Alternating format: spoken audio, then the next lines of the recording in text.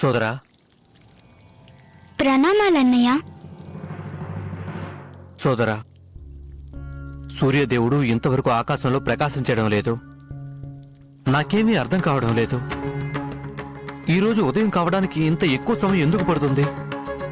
అవునన్నయ్య, నాకు అదే అనుమానంగా ఉంది. సూర్యదేవుడు తన సమయానికి ఉదయించకపోవడం ఏదో అతిపెద్ద అనార్థానికి సంకేతం. ప్రమాదం మన ముందే ఉంది. ఈ విషయం నాకు అర్థమైంది. ఈ విషయం తండ్రి గారికి చెప్పాలని భావించాను, కానీ వారు ధ్యానంలో ఉన్నారు. ప్రాయాంతకమైన సమస్య ఉత్పన్నమైతే తప్ప వారి ధ్యానాన్ని భంగం చేయడం మంచిది కాదు.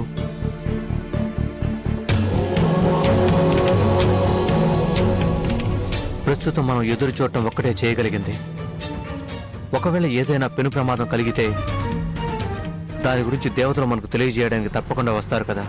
అన్నయ్య, నాకెందుకో దేవతలందరూ ఏదో పెద్ద ప్రమాదంలో పడినట్టు అనిపిస్తోంది. బహుశా నేనే ఏదో ఒకటి చేయాలి.